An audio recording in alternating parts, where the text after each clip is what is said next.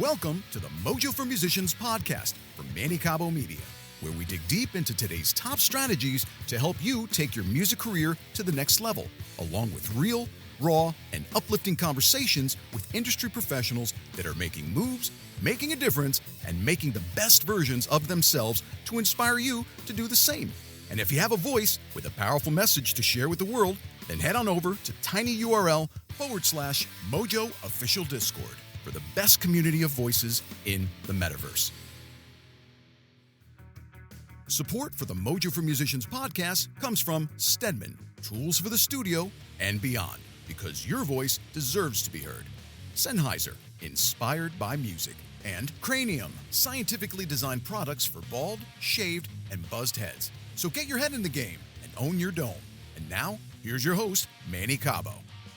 All right, guys, welcome back to another episode of Mojo for Musicians, a source of inspiration for my amazing ecosystem of artists around the globe. As always, thank you to all my sponsors at Sennheiser, Stedman, Cranium. And, we're always looking for amazing sponsors to support the message of the show, which is essentially to, educate, empower, and inspire musicians globally. And if you are interested, send us an email at info@mannycabo.com, and we'd love to have you join the family. But now, let's move on to our incredible guest. On episode 57, and what better way to lead into Women's History Month than to bring on this incredible vocal coach and such a charismatic personality, right, who undoubtedly makes singing so much fun. And truthfully speaking, after visiting her YouTube channel, right, or watching her TikTok, Instagram Reels, I've come to the conclusion that if you don't walk away with at least one tip or at least one idea to better your singing techniques or career for that matter, then you are definitely doing something wrong or you're just not paying attention. Because personally, I think she's epic. And what I appreciate most about her style of teaching is she makes it so, remedial and so flawless. And from my own experiences, guys, listen up, because that's a direct extension of the countless hours that she has spent on developing her craft. That's something to really listen to. And building her brand, she's colorful. She's got her crop tops and background and spiky silver hair.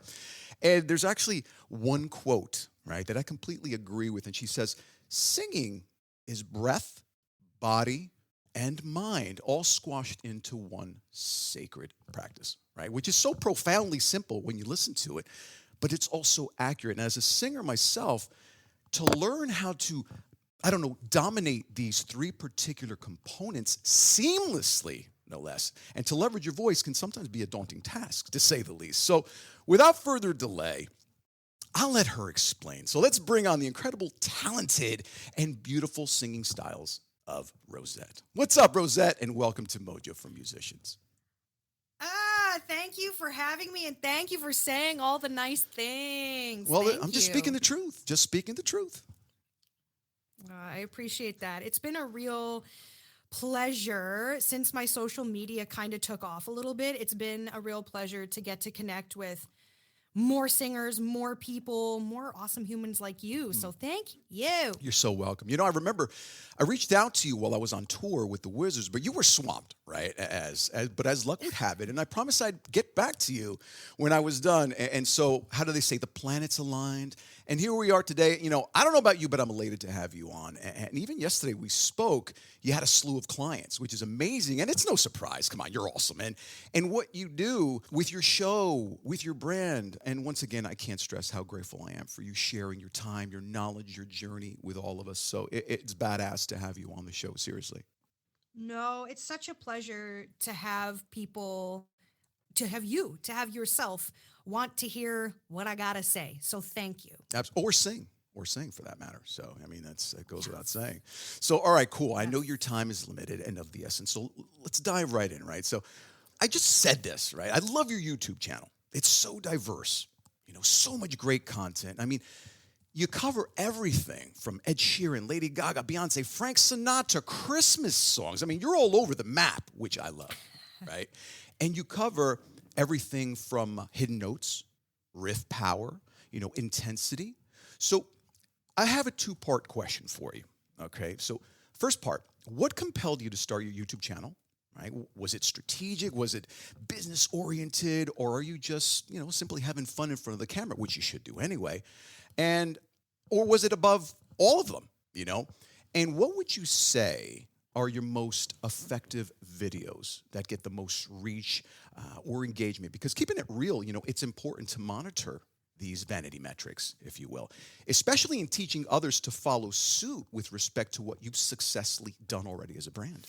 I think first what I want to say is that I am a singer first. Okay. I've been a singer, songwriter, and performer for many years, and I didn't really realize that being a performing artist and then also becoming a vocal coach seems to be not always where vocal coaches come from. How everything kind of unfolded for me, I didn't really post any content, any coaching content prior to November of 2021. I was looking at that. Yeah, I was teaching a full day. Up until then, I had only just posted little videos of me singing, quite sporadically over the course of my career.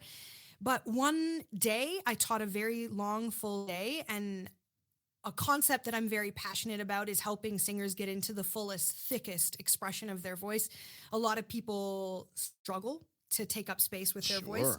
And I don't know why. I don't know why I did this, because I didn't even use TikTok really, but I marched upstairs and with no makeup and awful lighting, I made a video where I basically yelled into my screen for 59 seconds and I posted it and I walked away. And the next time I opened the app later that night, it had over 1 million hits. Now, I'm going to stop you right there. I'm going to stop you right there. And the reason why I want to interject prematurely is because you've touched upon something that is hugely important, okay?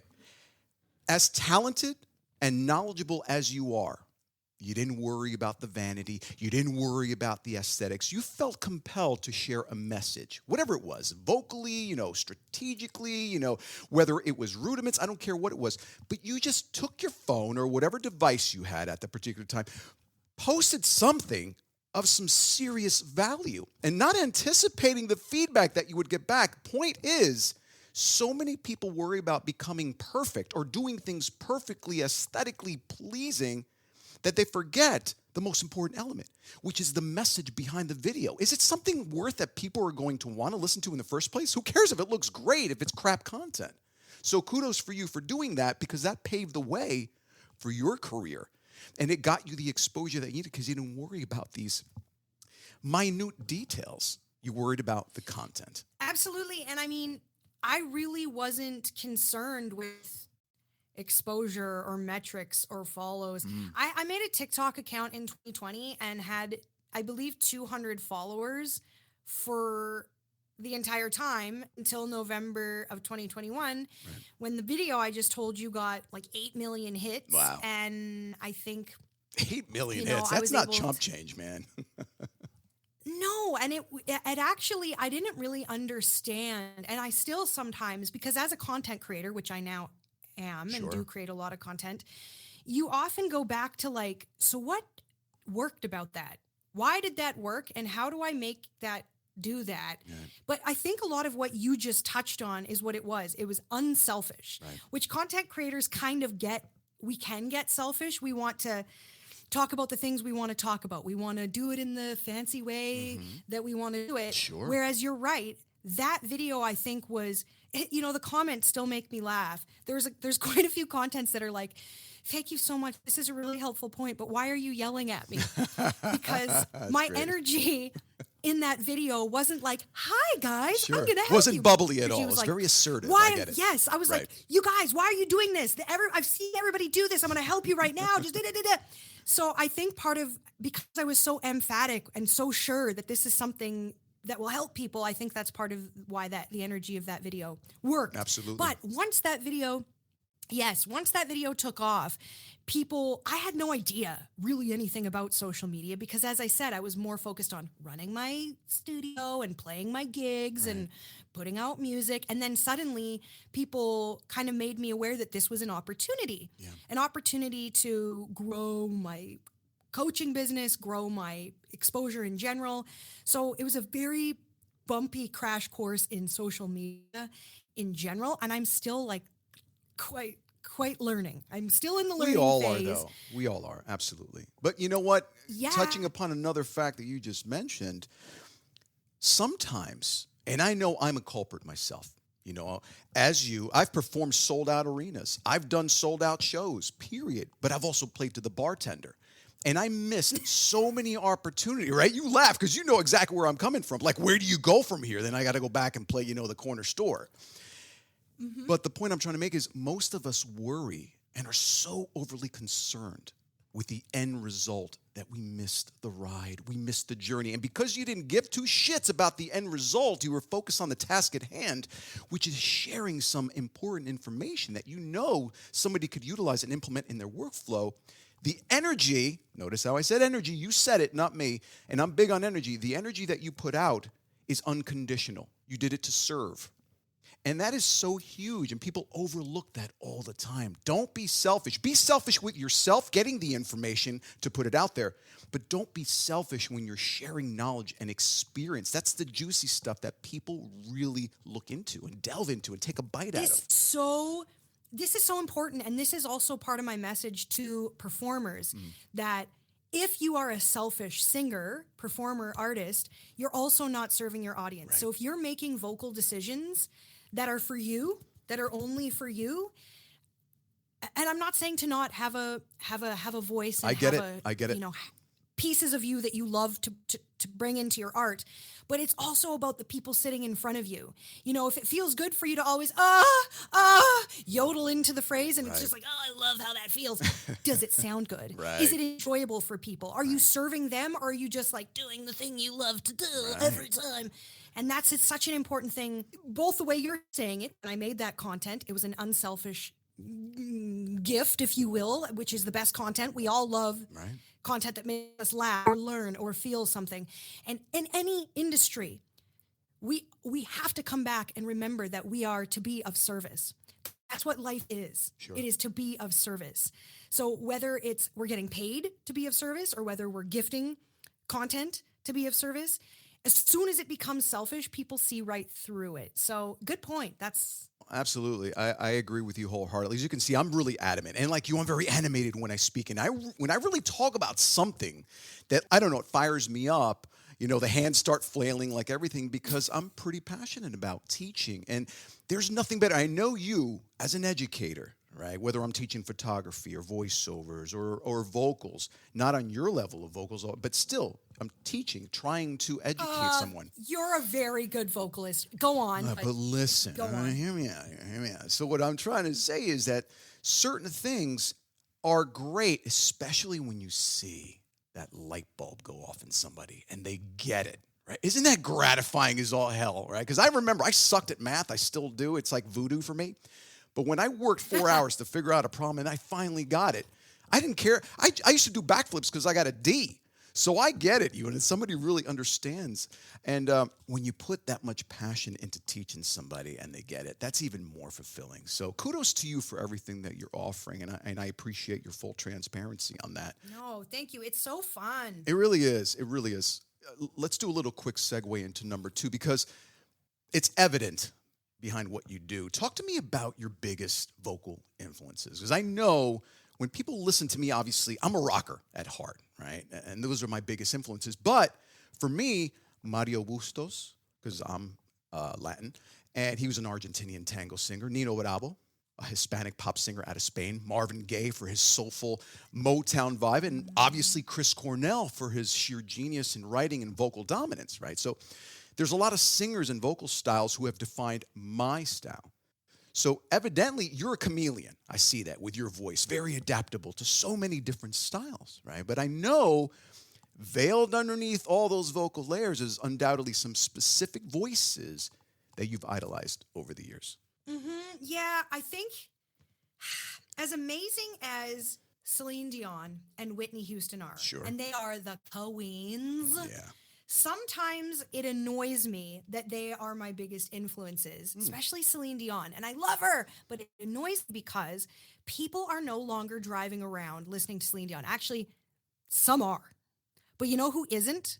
16-year-olds. Yeah. And 16-year-olds are tastemakers. Yeah. From what I've understood about the industry and Spotify and the algorithms. Yeah. So I'm kind of taking your super positive, awesome question and somehow still squishing it into something controversial. Oh, yeah. Okay. So But- I could smell the wood burning, so I can't wait to sit back and listen to this. Go ahead. Yeah, so I would say that I came up with the like Mariah Carey, Whitney Houston, Celine Dion, and then Disney music. So while people were listening to Nirvana, who I now highly appreciate and listen back to, I was listening to The Little Mermaid sing like 2 bars over and over on repeat, trying to understand what vowel she was breathing on. Was it? Right. I obsessed with really beautiful, big technical vocalists. So I also had a lot of Alanis Morissette vibes because I'm old and I loved Sarah McLachlan, and I came up with a lot of folk music. So Lilith Fair, Paula Cole, Sarah McLachlan, Eva Some great Cassidy was names. a big influence. Eva Cassidy was a big influence through my 20s.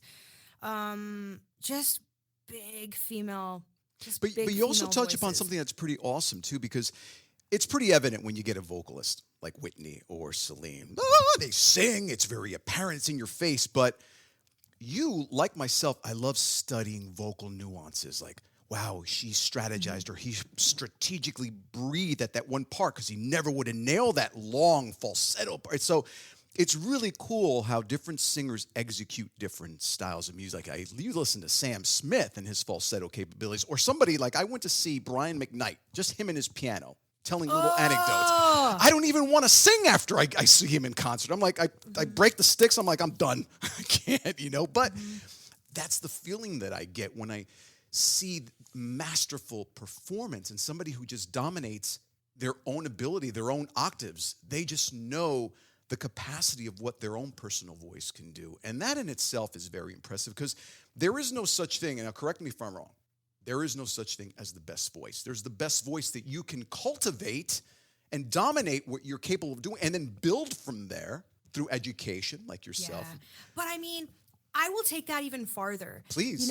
People are always, if I work really hard, can I be as good of a vocalist as Whitney Houston? Right. And the answer is like, maybe no, maybe yes, probably no. Who cares? Right. Really, who cares? Because music, especially today, isn't always about being a masterful vocalist. I wish it was. I specialize in more technical vocals, but people love Bob Dylan. Oh, yeah. No one is going to tell Bob Dylan, you need to brush up a little. Right. Your technical ability vocal is a little lacking. We don't care. Yeah. We're here for the lyrics. We're here for the tone. We're here for the texture. We're here for the casual nature of all of it. So, while I do love teaching voice, I love using my voice. I love using my voice to the height of its possible capability. And I love helping people achieve that for themselves. It is always really important to remember that having some 11 out of 10 technical voice isn't what makes art. And we've got voices today like Billie Eilish, who, by the way, is technically very interesting and very masterful. But vocalists like her are showing us that, and 16-year-olds who are tastemakers, Oh my they God, are don't you kidding me? Yeah. just want to listen. They don't want belty belters. No. They want subtle things, and they don't even know how they feel about vibrato as much as we all want vibrato. Exactly. 16-year-olds don't even, they hear, if you say to a 16-year-old, do you like this song? And they're like, oh, this lady, I don't know. And it's Lady Gaga. Right. And it sounds like feels old to them. So it really depends who is your audience. It really depends who you're trying to move with your voice. But I just want to say to everybody, technical mastery is a factor. It's not the factor. It's one of the possible things that could be a selling feature of your It's just style. a variable in the whole scheme of vocals. Absolutely. Yes. Yeah. Because you listen Yes. to Billie Eilish, you made a good point. Billie Eilish, one of her biggest influences was Julie London. I love Julie London. And when you listen to Julie London, you're like, holy shit. Now I see and hear Billie Eilish and where she derives her talent from. It's incredible. The first time I heard Billie Eilish, I thought, and I saw her, I'm like, oh, some young kid just doing the thing. Right. And then I listened to a Genius session of her on YouTube, and I was like, oh, damn. Okay. So she's got, clearly, I heard Ella Fitzgerald. I heard Billie Holiday. I didn't actually know Julie London was cited, Oh my but God, that yeah. doesn't surprise me in the It's least. a huge influence on her. Yeah. And then I went back myself because I'm like, really? I was familiar with Julie back in the day because I loved, circa in the 20s and 30s and 40s. I just love music in general. To me, everything is music. And I listened to Julie. I'm like, wow, it is so obvious where she derives her musical style and her inflections and that long breath because she sings like it's just brilliant. Yeah, exactly. Yeah. Right. So it's fascinating. And one of the reasons why I was compelled to ask this question, because I get my influences from names when I mention to people like, who? Really? You, Brian McKnight and Marvin?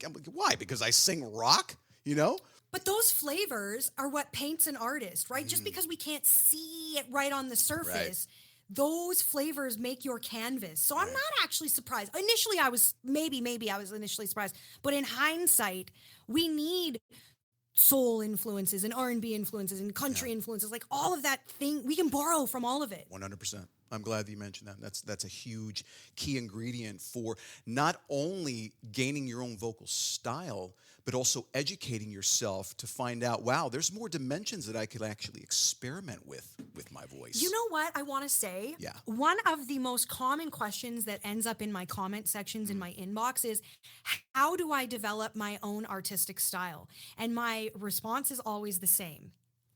Steal it. You are going to steal like an artist. I think there's a book called Steal Like an Artist. Yep, that's right. It's by Austin Kleon. I actually have that book. It's awesome. But go ahead. You're going to emulate anything that tickles your pickle, anything that makes your ear excited. Yeah. You're going to try it. You're going to do it. And I always tell people, don't worry. You can't actually steal it. It's not possible. Your voice is shaped like it's shaped. Your teeth and your tongue and your cheeks and your pharynx and your larynx and all the things are only your own. So you can filter other sounds and other styles through you. But your artistry and your physical shape, it can't copy it. So borrow, steal, try everything. Well, good artists take, great artists steal. That was the quote that I remembered, right? And it's such a valid point because, listen, first of all, let's take like Led Zeppelin, right? Definitely one of my idols if you're thinking rock. It's all been done. You're not going to tell me play 3 chords that have not been played. I mean, Mozart have played these chords way before even music was a thing, right? So stop trying to reinvent the wheel. Instead, take a spice, right, and create your own little dish. So I completely empathize with what you're saying. And let's do question number 3. Now, question number 3, with respect to you, gets a little bit more personal, but I think this is the, to use the word again, spiciness behind these interviews, because I guess it's imperative to educate, right? And we talked about servicing your audience. And I'm sure you do as well, evidenced by your responses. So talk to me about your hardships. Everything's going great now. I get it. Now, you've got a very robust following. You've worked hard to build it. Your gigs, your clients are hopping. But we all know this isn't always a bed of roses. Full pun intended, evidenced by your channel art on your YouTube, right? See, I did my research on you. And Thank you. right. And I love your website, by the way, the website cover. I've been an editorial music photographer for 20 years, so I'm always about the vintage themes. But anyway, not to digress.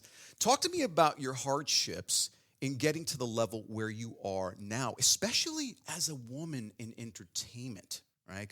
Or as an entrepreneur as a whole, because you more than me obviously realize it's been a toxic narrative, right, for decades, centuries even, how women are undervalued and underappreciated, especially in the entertainment industry. So have you ever encountered any abrasive experiences that have either, skewed your growth or perhaps conversely have helped you grow into this amazing brand that you've created for yourself? Thank you for such a thoughtful, spicy, juicy question. I could say a lot about this.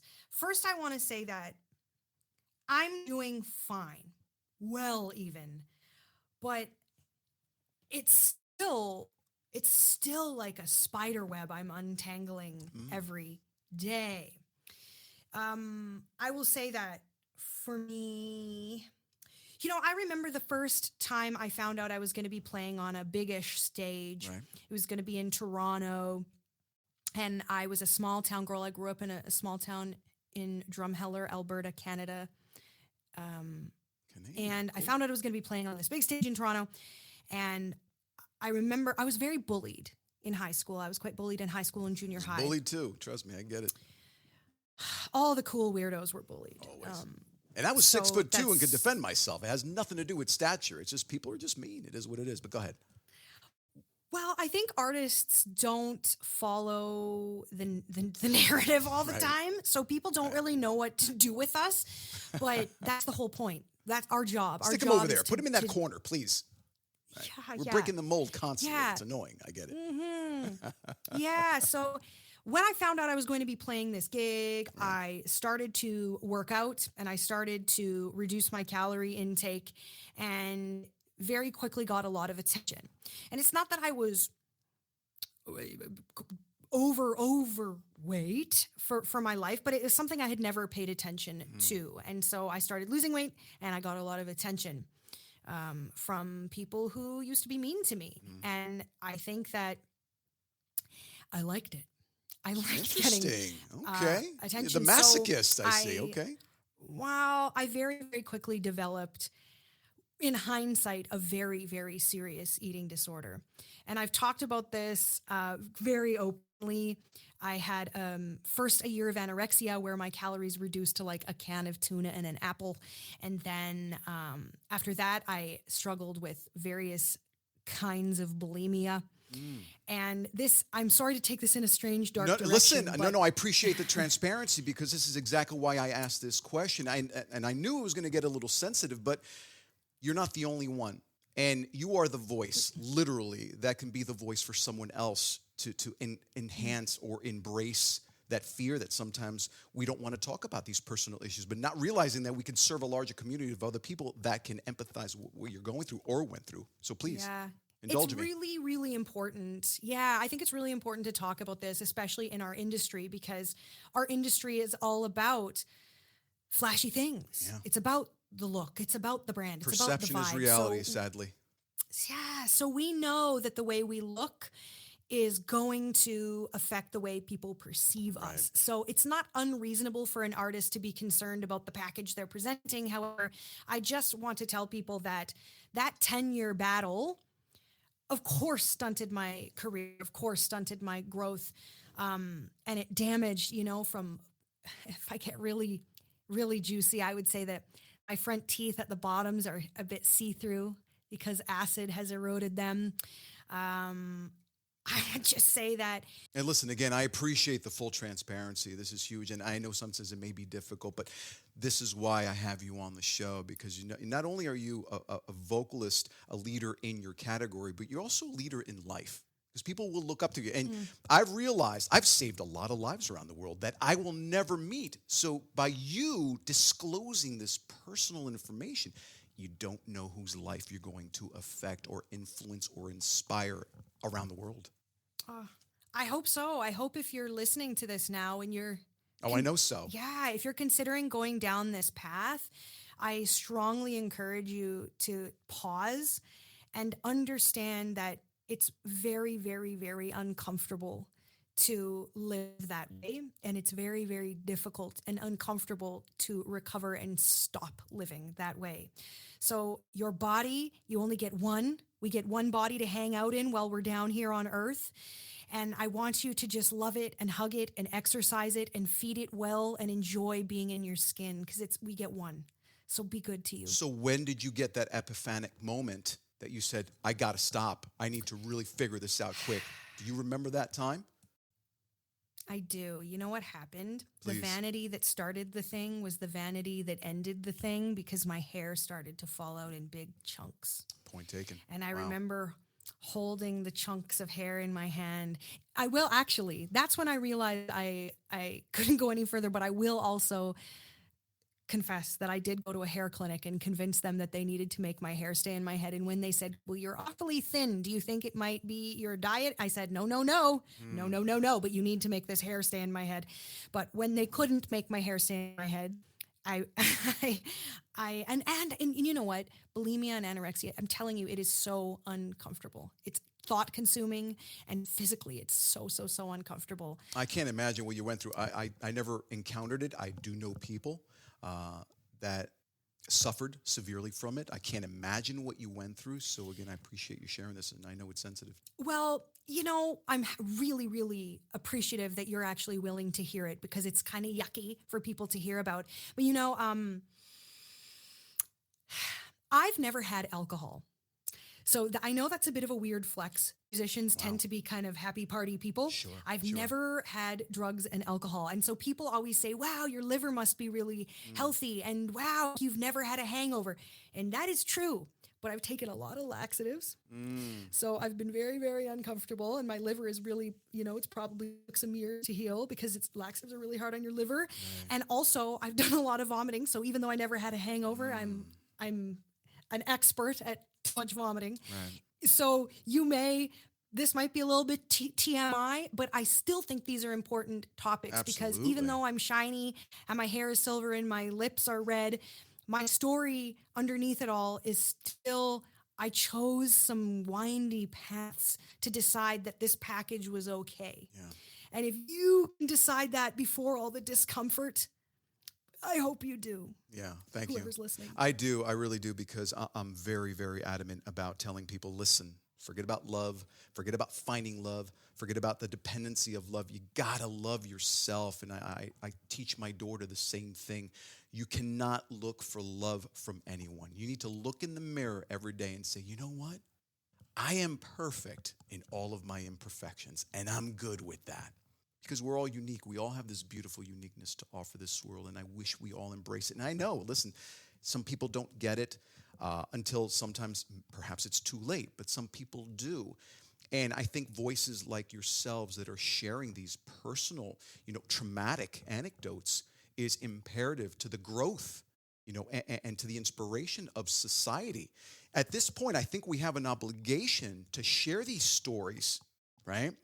To be the leaders and to be the voice for those that are afraid to speak out. So seriously, thank you so much, Rozette, for sharing that. That's huge. And we've come to the winter seasons of the interview, and that's it. I told you it was going to be painless. So listen, my signature question, the last one of the show, mojo for musicians, of course. What's your mojo? Like, what keeps you going? What makes you look in the mirror every day and say, you know what? I can do this one more day. I can teach another class. I can belt another note. I could talk about my personal stories. I can go on another podcast like this. What is it that keeps you going day in and day out? I think it's two things. One, coaching-wise, watching someone unfold and figure themselves out and make sounds that they did not in their wildest dreams think they could make is so freeing. The evolution, yes. Absolutely. It's such a gift and such an honor to walk beside people on their journey and watch them unfold. And also when I do get to perform, even if it is on a small stage, it is such a great reminder of why I chose this. And those two things are what I wake up to and what I go to sleep to every day. Love it. I mean, truer words have never been spoken. I'm so grateful for every stage. And like I alluded to earlier before, I missed out on a lot of those journeys because I was always worried about, is a record label coming out? Is it going to be a packed house? How many tickets do we sell? Are we going to sell some merch instead of focusing and living in the moment and be like, you know what? Shit, this is fun. Let's enjoy the moment. Let's rock out on stage, melt faces, put smiles on people's faces, and I didn't do that for a while, right? So I totally appreciate that sentiment. And also, is there anything else that you'd like to promote? What's in the future for Rozette? Like, what do we have to look forward to coming from you? A few months ago, I put out my latest single, which is called Salt in the Water, and it's about kind of how difficult the last few years have been, and we've kind of had disagreements with those we love, and it's kind of about revisiting that and trying to see things through a different lens. I have 2 more singles coming out in the next few months, and watch them. Listen to my music I love coaching, and I want people to engage with my coaching content, have a one-on-one with me for sure. But listen to my art too, please. Absolutely. Listen to my art Please, too. people, guys, please, can we listen to her art for the love of God? Listen, you guys won't be let down. I'm telling you, I mentioned it early on the episode. If you do not learn at least one tip, one simple tactic to enhance your voice, you guys are just not paying attention. Because in the matter of 3 reels, I'm like, holy shit, I'm going over, I'm doing it myself because I catch myself. I'm like, let me try this. And you know what's funny? I was on tour with the Wizards, and I can't remember what technique it was. You were talking about, I think it was Beyonce. You were talking about a song by Beyonce and breaking down the runs. And I'm like, you know what? I never really thought of it that way. And my coach... Isn't it fun to hyperanalyze things a little bit? Yes. A little bit? And Deborah Bird, who was my coach on The Voice, you know, she coached Daughtry, Jennifer Hudson, Kelly Clark. She always told me, listen, slow shit down. Really listen. There's a difference between hearing things and listening to things. Really listen Manny, to it. can I share? Yeah. Can I share with you that Deborah Bird was responsible for one of my most important lessons as a vocalist? Oh, shit. You had me at Can I Share? Please indulge. She's the coolest. So She's badass, I was on Canadian Idol a bazillion years ago, and she was the coach for Canadian Idol way back then. Okay. And this was very early in my career. And she said, okay, show me what you're going to do. Nice to meet you. And I said, I see trees of green, red roses too. Oh, I don't know what the heck I was doing. Some craziness, some crazy unnecessariness. Right. And she was like, politely listened. And she was like, you know, you're a really great vocalist. And I was like, thanks. Like, I was so encouraged that this beautiful woman and beautiful vocalist was telling me that I was. And then she said, I'm waiting for the but. but if you're going to go on national TV and do that, I'm having feelings for you. And I cried and I cried and I cried. But this is a lesson I share with my clients often, which is just because you can do something does not mean you should always do it. So listening, that lesson will stay with me till my last note. I have a couple of them that I took away from her. So believe me, I get it. You know, and certain coaches have that amazing facility to just nail something into you without yelling. They say it so smoothly, not condescending, you know, not assertive or abrasive, but you're like, man, I feel like an idiot after that. And she just drove the point home. Just because she's just so honest. And that's one of the things that I am a very honest coach too. And I hope that I can do it in such a manner that people feel honored, because I know that it takes a lot for people to be vulnerable enough to show this intimate part of themselves. But if you cannot provide someone honest feedback, they cannot grow. And that is why Deborah Bird is so cool, because she is able to be honest with love and with gentle encouragement. And that lesson was simple and quick, and it has stuck with me for the rest of my career. I think it's an integrity issue. I've always felt that the most unique thing that you can offer your audience or your students is your authenticity. And the fact that she was so honest is a testament to her ability to teach, because at the same time, if she doesn't tell you the truth, Rozette, come on, she's actually doing a disservice. Why would she preclude you from going to the next show and making a fool out of yourself? Instead of, a little bit of tough love here, sure, you're going to shake off some tears, but the next time you go out there, you're going to think twice about you going overboard on these runs, and you're like, okay, less is more, maybe I'll do that. And in most cases, you're right. Less is always more. I'd rather you execute the shit out of one simple note and nail it than go overboard and be off and be flat or be pitchy on certain parts because you wanted to show off your dexterity and your vocal cords. Yeah, young artists, and when I say young, I don't just mean age, I mean newer, people who are just figuring their artistry out. We get these toys and tools and we just play and play and play and play with them, and we stop listening and stop considering, does this sound good? Does this feel good? Is this working? Again, we're just serving our own ego, which is okay. We're supposed to have fun, but does this sound good, or does it just feel good? Exactly. Rozette, how can we find you? How can all my followers and listeners go, I need to find out more about Rozette, please? Please do. Please check me out on TikTok at Rozette Sangs with 3 A's, Rozette Sangs. On Instagram, I am Rozette. And then on Facebook is my everyday old school name, Jen Beaupre. Also, so is my website, Jen Beaupre, www.jennbeaupre.com.